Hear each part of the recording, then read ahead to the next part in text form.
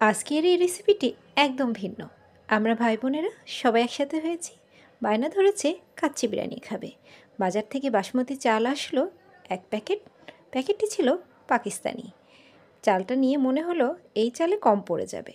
আবার বাজারে দৌড়ে গিয়ে আর সেই প্যাকেট পাওয়া গেল না। এখন আনা হলো ভারতীয় একটা প্যাকেট। দুটো প্যাকেট একসাথে করে চাল ঢালতে ঢালতে আমি ভাবলাম, আজকে তাহলে যে কাচ্চি হবে এটা হবে ভারত পাকিস্তান কাচ্চি। রেসিপিটি আমাদের, কিন্তু নাম হলো ভারত পাকিস্তান কাচ্চি। যেহেতু বাসমতি চাল দুই দেশের, একদম সহজ উপায়ে খুবই মজাদার এই রেসিপিটি। ওয়েলকাম টু মাই সিদ্দিকাস কিচেন চ্যানেল। আশা করি যে যেখানে আছেন সবাই ভালো আছেন। সবাইকে স্বাগতম জানাচ্ছি আজকের এই রেসিপি দেখার জন্য। এই রেসিপিতে আমি শুধু একা হাত লাগাইনি, আমার মা আর যে সাহায্যকারী আছেন তিনিও ছিলেন। সবাই মিলে এই রেসিপিটি তৈরি করেছি। বেশ মজার হয়েছিল, সবাই খুব এনজয় করেছে, হাত চেটেপুটে খেয়েছে আর মজা করে করে খেয়েছে। ভারত পাকিস্তান কাচ্চি বিরিয়ানি খাচ্ছি আমরা। যাই হোক, আমি মাংসটা পানি ছড়িয়ে নিয়ে সব রকম মশলা দিয়ে দিলাম। আদা, জিরা, রসুন বাটা, আর দিয়ে দিলাম টক দই আর দুধের সর, আর তেজপাতা, দারচিনি, লং। খুব সাধারণ মশলায় এই কাচ্চি বিরিয়ানিটি তৈরি হবে, কিন্তু খেতে হবে একদম অসাধারণ।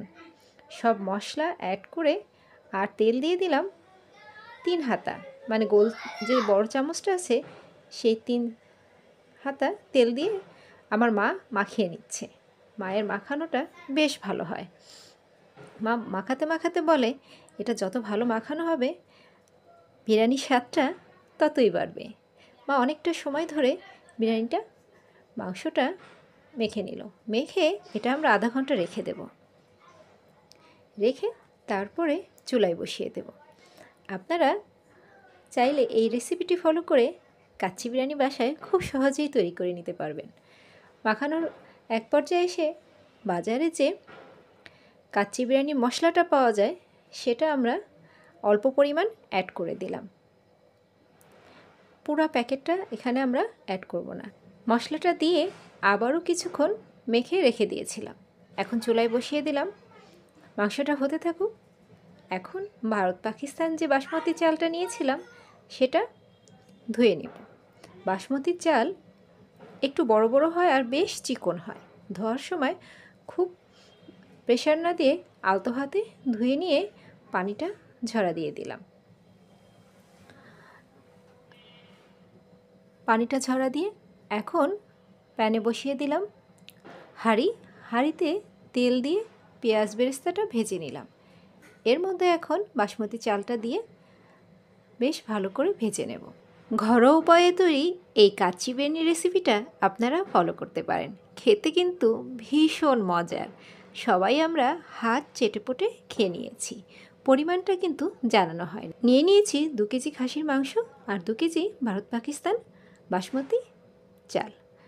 ভালো করে ভেজে নিয়ে এর মধ্যে মাংসটা মিশিয়ে দিয়ে এর মধ্যে পানির বদলে বেশ কিছুটা দুধ অ্যাড করে দিলাম। তারপরে চাপ দিয়ে হালকা জালে তৈরি হয়ে গেল আমাদের ভারত পাকিস্তান বাসমতি চালের কাচ্চি বিরিয়ানি। উপরে একটু বেরেস্তা ছিটিয়ে দিলাম। এরপরে শুধু পরিবেশন করা আর খাওয়ার পালা। খেয়ে তো নেবই, খেতে কিন্তু বেশ মজা হয়েছিল।